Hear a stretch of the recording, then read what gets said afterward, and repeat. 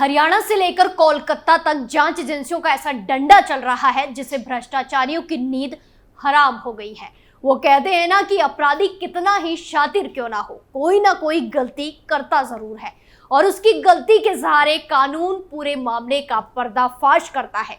ठीक ऐसा ही हुआ है एक 500 करोड़ के फर्जीवाड़े के मामले में, जिसमें अब ईडी का भयंकर तरीके से एक्शन देखने को मिल रहा है। नमस्कार, कैपिटल टीवी में आपका स्वागत है और मैं आपके साथ प्रिया बिस्ट।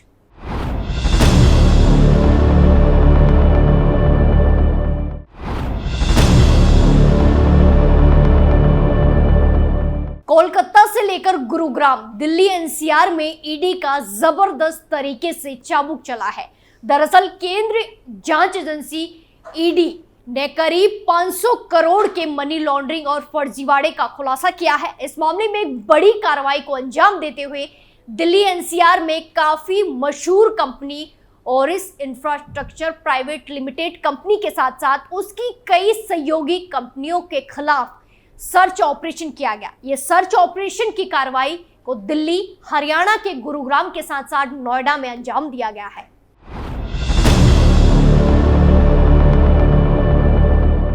जांच एजेंसी ईडी की गुरुग्राम जोनल ऑफिस ने इस मामले में ग्रीन वे इंफ्रास्ट्रक्चर प्राइवेट लिमिटेड कंपनी और Mrs 3C shelter private limited company के खिलाफ भी सर्च ऑपरेशन चलाया था। इस दौरान काफी सबूतों और दस्तावेजों के साथ साथ काफी इलेक्ट्रॉनिक एविडेंस को भी खंगाला गया। जांच एजेंसी की तरफ से इन कंपनियों और उन कंपनियों से जुड़े कई मौजूदा के साथ साथ पूर्व निदेशकों के लोकेशन की भी सर्च ऑपरेशन की कार्रवाई की गई। दर्ज एफआईआर के मुताबिक जांच एजेंसी के रडार पर प्रमुख तौर पर यह आरोपी है जिसके खिलाफ सर्च ऑपरेशन की कार्रवाई को अंजाम दिया गया।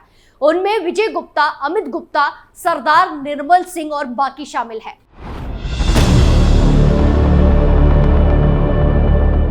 जांच एजेंसी ईडी के मुताबिक ओरिस इंफ्रा कंपनी के साथ साथ उसकी सहयोगी 2 अन्य कंपनियों के खिलाफ दिल्ली पुलिस की आर्थिक अपराध शाखा में कई निवेशकों के दर्जनों मामले दर्ज किए गए थे। इसके बाद में उन्हीं मामलों की जांच एजेंसी ईडी ने टेक ओवर किया। मनी लॉन्ड्रिंग एक्ट के तहत मामले की तफ्तीश की जा रही है। ईडी के गुरुग्राम जोनल ऑफिस के द्वारा इस मामले की तफ्तीश के दौरान कई अपराधियों का बयान दर्ज किया गया, कई आरोपियों के बयान दर्ज किए गए। उसी के आधार पर तमाम सबूतों को इकट्ठा करने के बाद अब तफ्तीश का दायरा आगे बढ़ाया जा रहा है।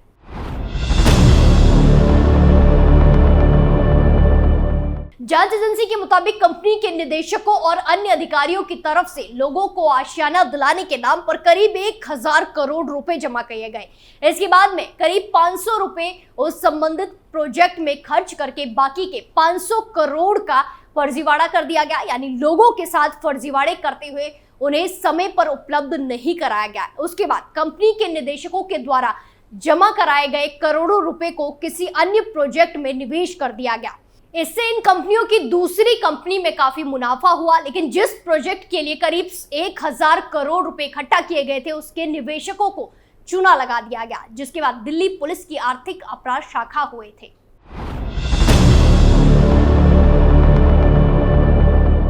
वहीं दूसरी तरफ कोलकाता में भी चिटफंड मामले को सुलझाने के लिए केंद्रीय जांच एजेंसी ईडी एक बार फिर एक्टिव हो गई है।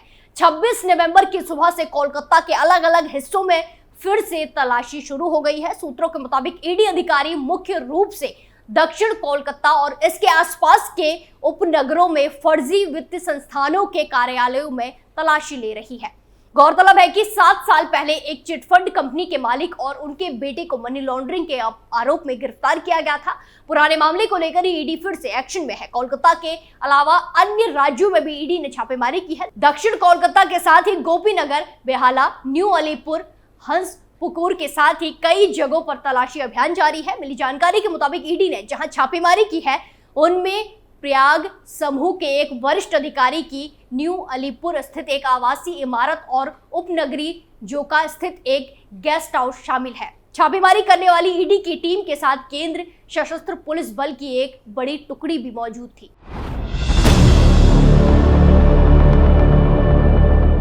प्रयाग ग्रुप का चिटफंड कारोबार पूर्वी और पूर्वोत्तर भारत में फैला हुआ है, जिसमें पश्चिम बंगाल, उड़ीसा, बिहार, असम और त्रिपुरा जैसे राज्य शामिल है। आरोप है कि कंपनी ने अवैध योजनाएं चलाकर जनता से 1900 करोड़ रुपए से अधिक की रकम जुटाई थी।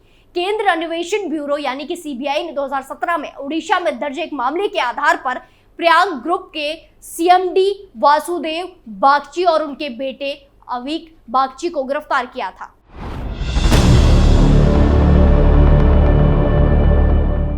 पश्चिम बंगाल में चर्चित शारदा चिटफंड घोटाला भी है, जिसको लेकर काफी चर्चाएं होती रही है।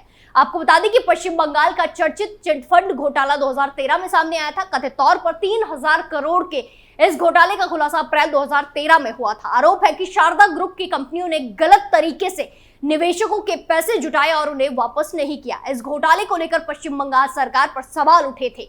चिटफंड एक्ट 1982 के मुताबिक चिटफंड स्कीम का मतलब होता है कि कोई शख्स या लोगों का समूह एक साथ समझौता करे। समझौते में एक निश्चित रकम या कोई चीज एक तय वक्त तक किश्तों में जमा की जाए और तय वक्त पर उसकी नीलामी की जाए। जो फायदा हो बाकी लोगों में बांट दिया जाए। इसमें बोली लगाने वाले शख्स को पैसे लौटाने भी होते हैं। नियम के मुताबिक ये स्कीम किसी संस्था या फिर व्यक्ति के जरिए आपसी संबंधियों का या फिर दोस्तों के बीच चलाया जा सकता है। लेकिन अब चिटफंड के स्थान पर सामूहिक सार्वजनिक जमा या सामूहिक निवेश योजनाएं चलाई जा रही है। इनका ढांचा इस तरह का होता है, चिटफंड को सार्वजनिक जमा योजनाओं की तरह चलाया जाता है और कानून का इस्तेमाल घोटाला करने के लिए किया जाता है।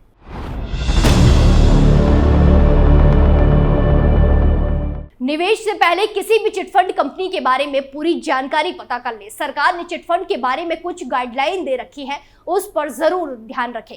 सेबी ने चेतावनी जारी कर कहा है कि वो ना किसी स्कीम या शेयर में निवेश की सलाह देता है और ना ही किसी स्कीम लेने की सिफारिश करता है। रिजर्व बैंक ऑफ इंडिया यानी कि आरबीआई और बीमा नियमन एवं विकास प्राधिकरण भी निवेशकों के लिए चेतावनी जारी करती रही है।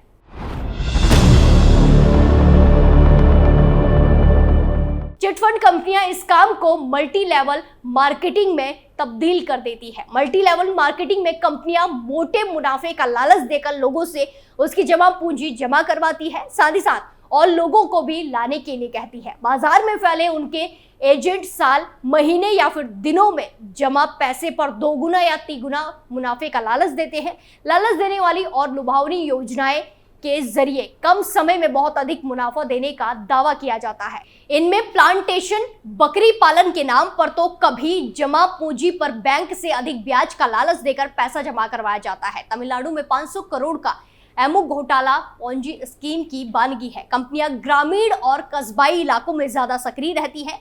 दूर दराज के इलाकों में फैले हजारों एजेंट को नेटवर्क के जरिए धन उगाही करते हैं। कंपनी के विज्ञापन और दस्तावेजों में बड़े बड़े नेताओं, फिल्मी और अन्य बड़ी हस्तियों के साथ संबंधों को देखकर निवेशक कंपनी और एजेंटों पर आंख मूंद कर भरोसा कर बैठते हैं। कंपनियां निवेश की रकम का 25 से 40% तक एजेंट को कमीशन के तौर पर देती है। कम समय में अमीर बनने की चाहत में मध्यम और निचले तबके के लोग अपनी गाड़ी कमाई को चिटफंड कंपनियों के और एजेंट के हवाले कर देते हैं। भारतीय रिजर्व बैंक और सेबी की चेतावनी को बावजूद लाखों निवेशक इन कंपनियों की जालसाजी का शिकार हो रहे हैं। हजारों करोड़ रुपए उगाने के बाद जब पैसों की वापसी का समय आता है तो ये कंपनियां रफू चक्कर हो जाती हैं और लोग हाथ मलते रह जाते हैं। भारत में चिटफंड का नियमन चिटफंड कानून 1982 के द्वारा होता है। इस कानून के तहत चिटफंड कारोबार का पंजीयन और नियमन संबंध राज्य सरकारें ही कर सकती है। चिटफंड एक्ट 1982 के सेक्शन 61 के तहत चिट रजिस्ट्रार की नियुक्ति सरकार के द्वारा की जाती है। चिटफंड के मामले में कार्रवाई और न्याय निर्धारण का अधिकार रजिस्ट्रार और राज्य सरकार का ही होता है।